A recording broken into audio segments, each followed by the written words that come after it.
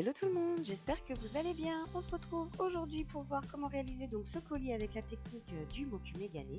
Et c'est une vidéo qui était restée dans mon ordinateur donc depuis le mois de décembre pour un projet dont je vous parlerai peut-être prochainement. Et également, voilà, ça rentrait dans le cadre d'un défi qu'on s'est lancé donc dans le groupe Les Challenge Polymère de Cassini et de Kérosène où il fallait réaliser un bijou pour les fêtes de couleur or et de couleur rouge.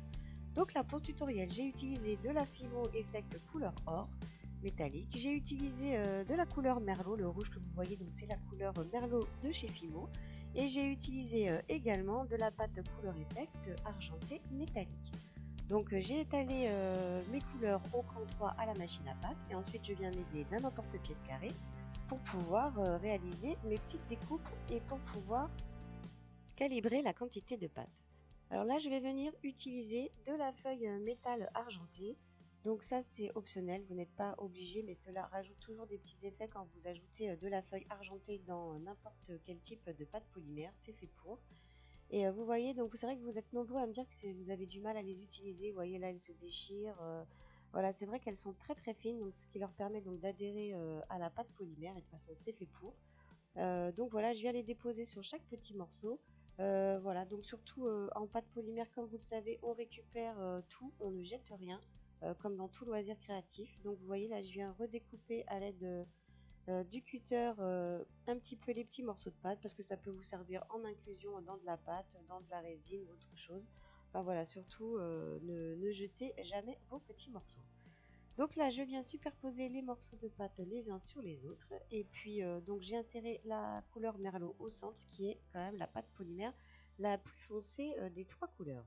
Donc je repasse à la machine à pâte au cran 3. Et puis là, je vais venir couper en deux la pâte pour pouvoir former un carré.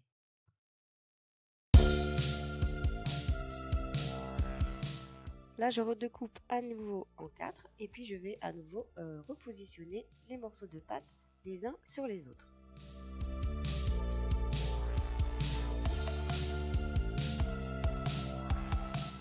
Donc là ensuite je viens prendre un rouleau pour pouvoir donc bien coller les pâtes entre elles et puis ensuite je vais revenir récraser ma pâte pour reformer à nouveau une petite canne. Donc voilà, j'appuie comme ça sur tous les côtés, donc c'est pas grave si vous déformez, de toute façon.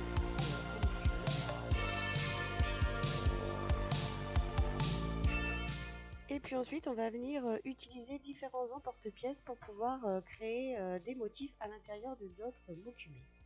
Donc je vous ai déjà fait plusieurs fois donc cette technique sur la chaîne.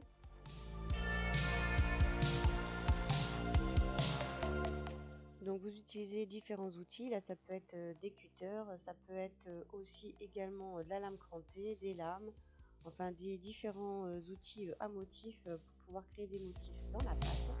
Et puis je vais utiliser le dos d'un pinceau pour pouvoir faire des trous à l'intérieur. Et puis là cette fois-ci je vais venir y insérer d'autres petits morceaux de pâte à l'intérieur. Donc voilà, là je prends de la couleur argentée et puis je vais venir l'insérer à l'intérieur. Là j'utilise aussi la pâte or, voilà, c'est pour varier un petit peu. Et puis rester dans les couleurs du Mokume.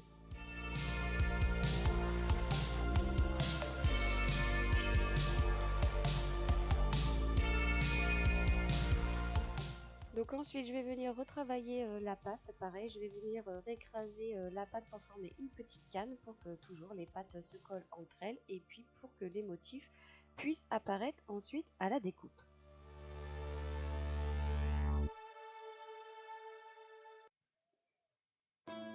Donc la forme de ce plastron a été réalisée avec le gabarit Reine d'Égypte de chez Graines Créatives. Et donc voilà, je le dépose donc sur de la pâte polymère noire que j'ai étalée au cran 3. C'est tout simplement pour me faire un petit marquage sur la pâte pour savoir exactement où je vais déposer mes petites tranches de canne. Donc là, vous voyez, je suis en train de découper des petits morceaux pour pouvoir ensuite les repositionner sur la pâte noire.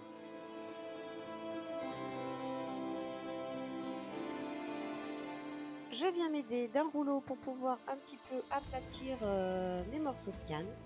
Et comme ça me permet de pouvoir les déposer sur ma plaque noire et puis de les assembler donc par rapport à la taille de mon gabarit. Ça me permet de les affiner pour avancer un petit peu à l'étape suivante. Donc une fois que j'ai assemblé tous mes morceaux sur ma plaque noire, je viens utiliser du papier de fleuriste. Alors des fois vous me demandez pourquoi j'utilise du papier de fleuriste, vous pouvez très bien aussi utiliser de la pochette plastique, il n'y a aucun souci. C'est juste que cela vous permet de lisser les pâtes entre elles et de ne pas salir votre pâte si jamais votre rouleau est un petit peu sale ou comme ça. Mais bon, c'est pareil, ce n'est pas obligatoire. Si vous avez des outils très propres, il suffit de passer donc le rouleau sur votre pâte polie. Donc là, vous voyez, j'avais des petites traces un petit peu au niveau du film, donc cela ne m'empêche pas de repasser un petit peu le rouleau pour faire disparaître ces petites traces. Je viens déposer donc mon gabarit. Donc là, vous voyez, j'ai des petits manques aux deux extrémités, mais bon, c'est pas grave, je viendrai les repositionner pour pouvoir refaire la découpe sur le reste de la plaque.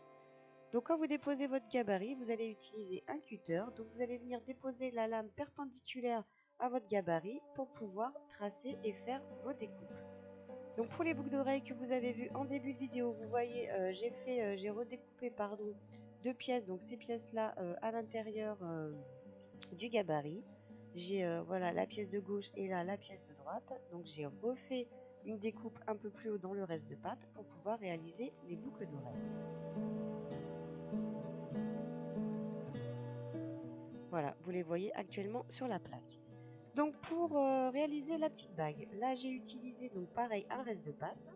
Donc je suis venue talquer un petit peu l'intérieur de mon moule. Ça pareil, c'est optionnel, vous n'êtes pas obligé, mais moi j'aime bien talquer mes moules parce que voilà, je voulais pas que la polymère soit un petit peu déformée.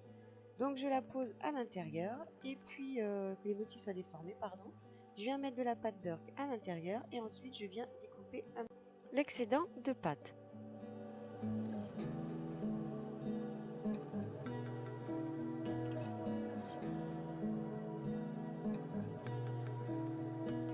Je viens appuyer encore un petit peu à nouveau pour bien former la forme de mon cabochon, donc de forme ronde.